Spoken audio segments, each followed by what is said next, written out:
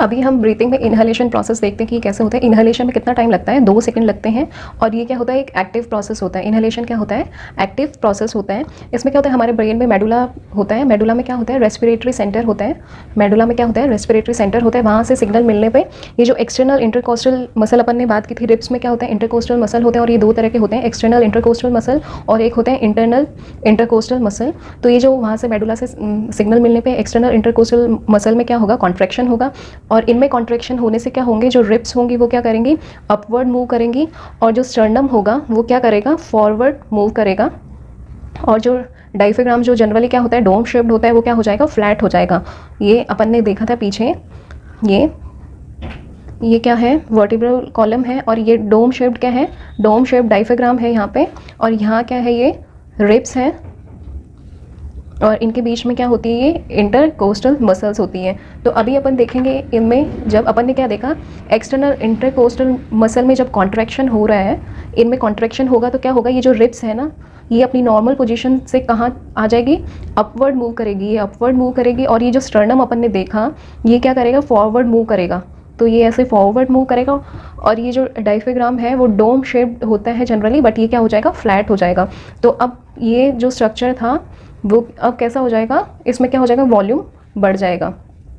ये जो रिब्स थी, ये रिब्स यहाँ अपवर्ड मूव कर जाएंगी, स्टर्नम फॉरवर्ड मूव कर जाएगा। और ये जो डायफ्राम डोम शेप था, ये क्या हो जाएगा, फ्लैट हो जाएगा। तो इन सब प्रोसेस से क्या होगा, ये जो थोरेसिक कैविटी है उसका क्या होगा, वॉल्यूम बढ़ जाएगा। उसके वॉल्यूम बढ़ने से क्या होगा, जो लंग्स होंगे वो क्या करेंगे, एक्सपेंड करेंगे। और एक्सपेंड करेंगे, आपने पढ़ा है कि pressure is inversely proportional to volume. तो वॉल्यूम बढ़ेगा तो क्या होगा, प्रेशर कम होगा। और प्रेशर कम होगा तो आपको पता है कि जो भी एयर का जो मूवमेंट होता है वो किसकी वजह से होता है, प्रेशर ग्रेडियंट की वजह से होता है।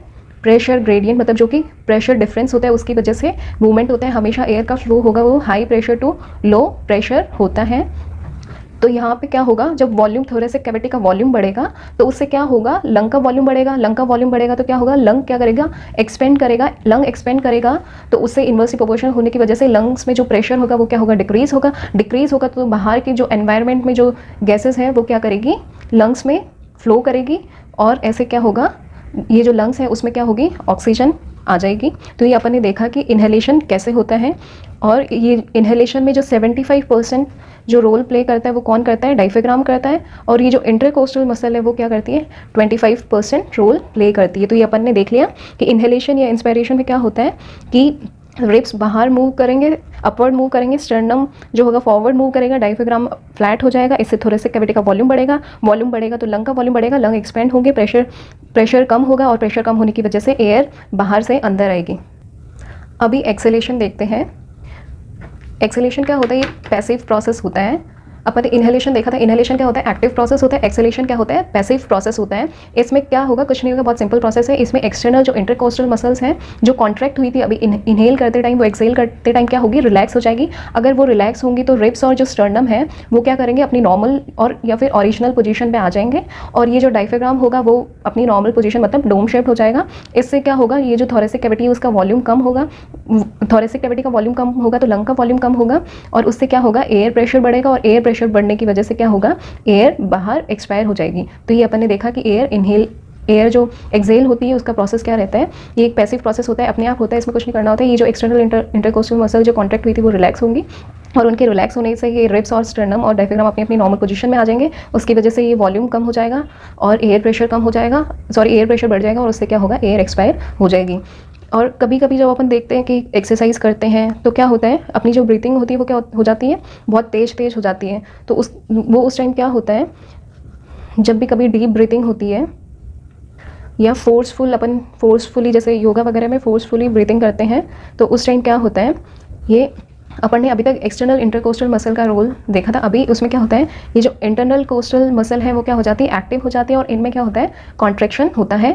और इनके कॉन्ट्रैक्ट होने से क्या होगा, रिब्स और स्टर्नम जो होंगे, रिब्स, स्टर्नम और डायफ्राम ये तीनों अपनी ओरिजिनल पोजीशन में आएंगे। और थोरेसिक कैविटी का वॉल्यूम कम होगा। और वॉल्यूम कम होने से क्या होगा, जो एयर होगी वो क्या होगी, इजीली या फास्टली बाहर एक्सपायर होगी।